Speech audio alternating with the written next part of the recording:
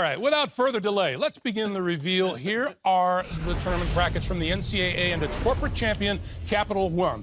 To no one's surprise, the overall #1 seed is Duke, with the Blue Devils playing in the East region. The Blue Devils, the 14th time they're a #1 seed. They're first since 2015. 4 of their 5 titles came as a #1 seed. So the #1 seed overall, the Duke Blue Devils. Now, first and second round games in Columbia, South Carolina on Friday and Sunday. Duke will play the winner of the first 4 game in Dayton on Wednesday between North Carolina Central's Eagles out of the Mid-Eastern Athletic Conference and North Dakota State's Bison out of the Summit League. The winner of that game will be the 16 seed going against Duke. Moving on down, the #8 seed in the East out of the Atlantic 10, the Rams of VCU. They won their first outright Atlantic 10 regular season championship. They will play University of Central Florida Knights out of the American Athletic Conference. They return to the NCAA tournament for the first time since 2005. Now, these games to be played first and second round in San Jose on Friday and Sunday. The 5th seed in the East region, the Bulldogs of Mississippi State. Bulldogs have 8 quad 1 wins. Those are wins against quality teams based on location. And the Bulldogs, a #5 seed, seems to go well with their demeanor right now. You betcha.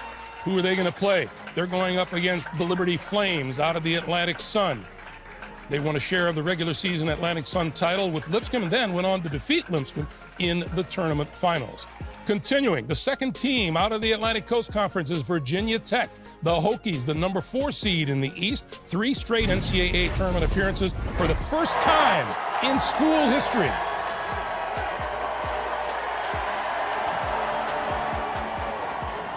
They are happy as can be, and they're going to face the Billikens of St. Louis, the #13 seed, and the second team out of the Atlantic 10. So it'll be Virginia Tech against St. Louis. First and second round matchups in Jacksonville, Florida on Thursday and Saturday. The #6 seed in the East, the Terrapins of Maryland out of the Big Ten. Coach Mark Turgeon has the 4th youngest team in Division I. They will play the winner of the first 4 game in Dayton, Ohio on Tuesday between Belmont, the Bruins from the Ohio Valley, and from the American Athletic Conference, Temple. And they should be happy. Everybody should be happy that Belmont got in. They deserve to get in.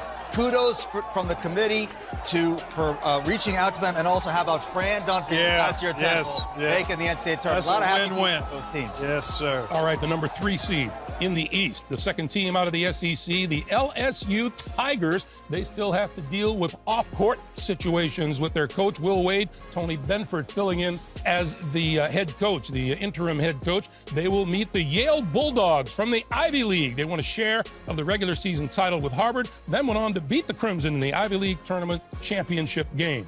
Now, first and second round action in Des Moines on Thursday and Saturday will feature these teams. The #7 seed, Louisville, the 3rd team out of the Atlantic Coast. Boy, Jordan Wara led the Cardinals in scoring and rebounding. He'll be on display, and they will go up against the second team out of the Big Ten Conference, the Golden Gophers of Minnesota. Coach Richard Pitino saw his team upset 2nd seed Purdue in the Big Ten tournament before losing to Michigan in the tournament semifinals. And the last teams in the East, the 3rd team out of the Big Ten, Michigan State Spartans. And what a gutsy performance they put on in the Big Ten championship. It sure was, and maybe a little bit of a surprise to some people that they are not the #1 seed, so they end up on the 2 line, which means if you're North Carolina, Tennessee, or Gonzaga, you're feeling a little bit better about your chances. Not all of them will be 1 seeds, but Michigan State obviously will not be. And nobody's playing better than the Spartans. All they've gone through, the way they've performed to win a conference regular season championship and conference tournament championship, outstanding. All right, who do the Spartans take on? Out of the Missouri Valley Conference, the #15 seed Bradley Braves. They beat Northern Iowa to win their first Missouri Valley Conference tournament title in 31 years. They come in with a 9-9 conference record, 20-14 overall. They will meet Michigan State.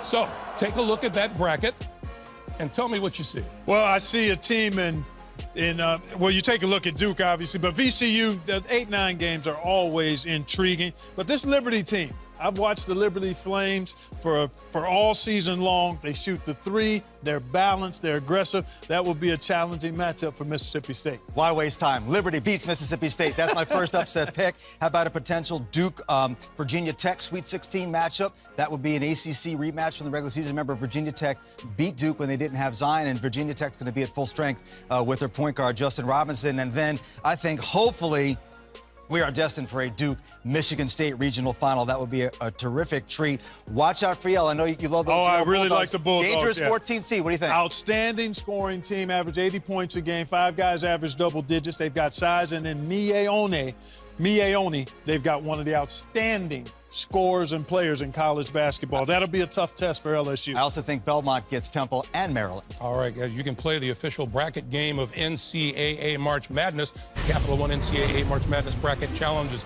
almost ready for your picks. Get your bracket started at ncaa.com or in the March Madness Live app.